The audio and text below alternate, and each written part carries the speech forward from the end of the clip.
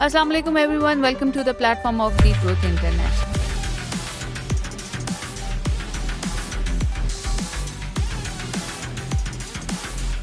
हमसा South Africa की test series गुजरी है, उसके बारे में मैं चाहूंगी कि आप एक दफ़ा डिटेल में रिव्यू कर दें उसे। अच्छा, टेस्ट सीरीज़ सरप्राइज़िंगली अच्छी गई है। तवक्को इसकी कम थी। हम जब लास्ट टाइम बात कर रहे थे तो हम यही बात कर रहे थे कि हमने एक 38 इयर्स के प्लेयर को डेब्यू करवाया है। तो पहले तो मैं आसिफ अफरीदी से अपोलोजाइज़ करता हूँ, ठीक है? अच्छा, क्योंकि ठीक दूसरे मैच में जो हम हारे हैं 1-1 से ये सीरीज़ ड्रॉ हुई है।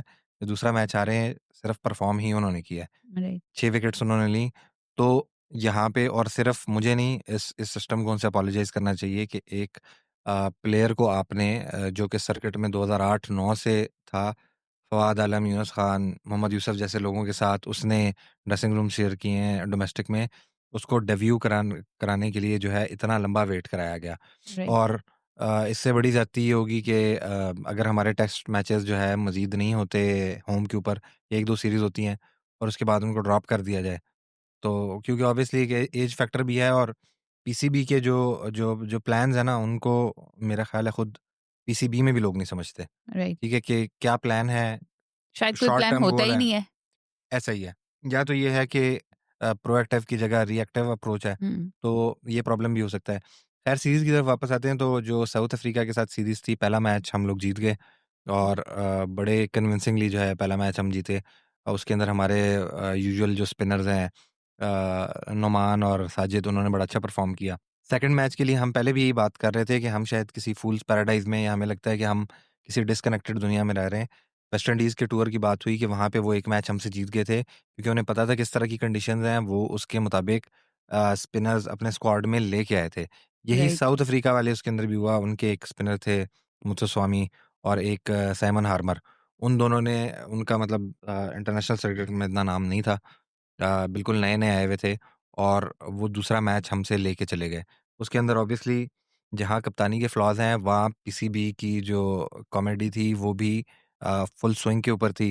मोहम्मद रिज़वान जो कि ओडीआई के कैप्टन थे, दूसरे मैच के अंदर खड़े हुए हैं और दूसरे दिन पीसीबी ने अनाउंस कर दिया कि अब वो ओडीआई के कैप्टन नहीं हैं और शाहीन अफरीदी कैप्टन होंगे। अब एक प्लेयर हम्म, जिसने सेकंड इनिंग में जाके बैटिंग करनी है, उसके अलावा उसने विकेट कीपिंग करनी है।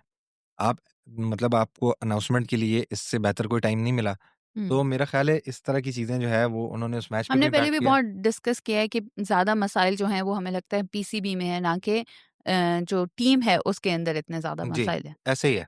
और क्लैरिटी नहीं है। देखें अभी आगे जब टी20 सीरीज़ की बात आएगी, तो वहाँ पे फिर उनके कैप्टन की भी बात आएगी और कुछ होगी। हम्म, उसी टॉपिक के ऊपर हम आ गए हैं, तो सलमान अली आगा, उनकी परफ़ॉर्मेंस बड़ी अच्छी रही टेस्ट सीरीज़ के अंदर, उनकी परफ़ॉर्मेंस बड़ी अच्छी है ओडीआई के अंदर।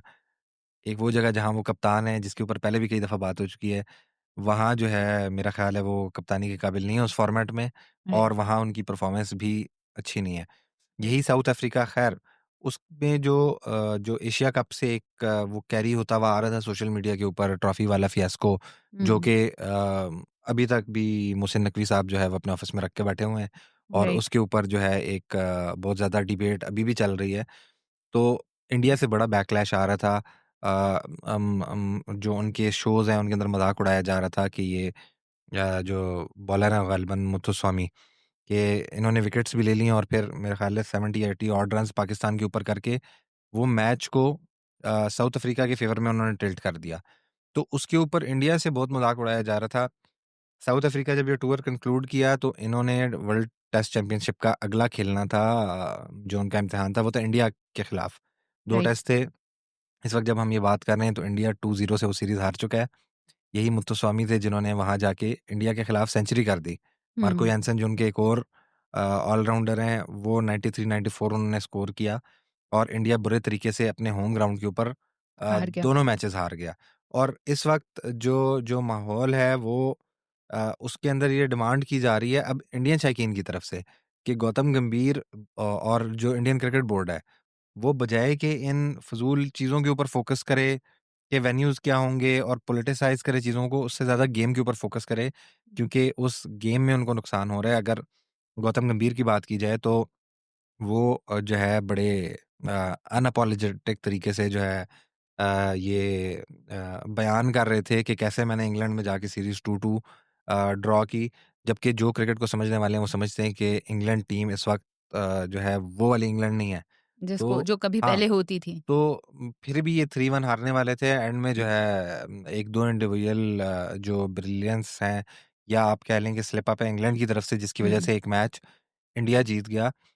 यही गौतम गंभीर हैं। 3-0 होम के ऊपर श्रीलंका ने आके ओडीआई सीरीज़ इनको हराई। 3-0 लास्ट डब्ल्यूटीसी साइकिल में न्यूज़ीलैंड ने आके हराया।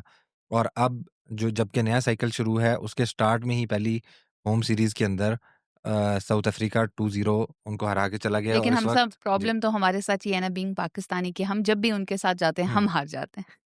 हाँ, ये देखें, ये अब एक उन्होंने अलमिया किसको है। हिराया, किससे हारे? अब जिस तरह की सिचुएशन मैं अभी बयान कर रहा हूँ, जो कि इंडियन क्रिकेट बोर्ड की और उनके मैनेजमेंट की चल रही है, वहाँ पे उनके जीतने से ज़्यादा ये हमारी हार है, क्योंकि एशिया कप में अगर आप देखें तो हम 2 दफ़ा मैच विनिंग पोज़ीशन में थे।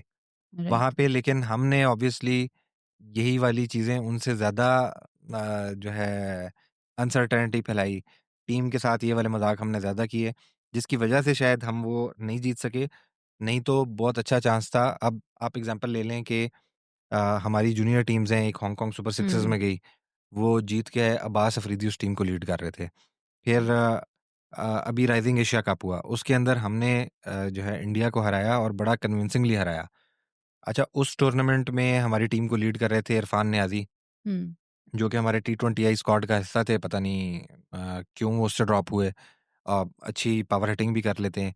इसके अलावा अब्बास अफरीदी जो है वो हमारे टी20आई स्क्वाड का हिस्सा थे। पता नहीं कि वो क्यों टी20 स्क्वाड से बाहर हुए, क्योंकि अच्छा परफ़ॉर्म कर रहे थे ये दोनों। अ, इसी तरह कुछ प्लेयर्स और हैं, और जब हम देखें बात करते हैं नए प्लेयर्स की, तो नए प्लेयर्स में अब जिस तरह राइज़िंग एशिया कप है, इसमें 2-3 बड़े अच्छे प्लेयर्स हैं, जिनमें से एक प्लेयर हैं साद या सऊद ग़ालिबन, हुँ। जो कि इस्लामाबाद यूनाइटेड की तरफ से हैं, और क्योंकि शादाब खान का पोटेंशियल रिप्लेसमेंट है, इसलिए पीएसएल में भी वो बेंच रहते हैं। और जब उनको मौका मिला इंटरनेशनल स्टेज पे परफ़ॉर्म करने का, तो उन्होंने फाइनल के अंदर आके परफ़ॉर्म किया, तो सेमीफ़ाइनल इसे के हम अंदर फ़ोर्स ही परफ़ॉर्म कैसे किया। कर रहे हैं? इन अच्छा, सब चीज़ों को अगर मिक्स करें तो? इसका और इसका वर्ल्ड कप। इसका कंक्लूजन मेरे ख़्याल में तो ये है, एज़ अ क्रिकेट फ़ैन, कि ग्रास रूट लेवल से हमारे पास बड़ा अच्छा टैलेंट आ रहा है। और जब वो आके हाथ लगता है पीसीबी के, उसके मैनेजमेंट के, एक क्लाउनरी शुरू होती है, तो उसके बाद उस टैलेंट को हम आहिस्ता-आहिस्ता ख़राब करते जाते हैं, या वो उसको हम सही से पॉलिश नहीं कर पा रहे।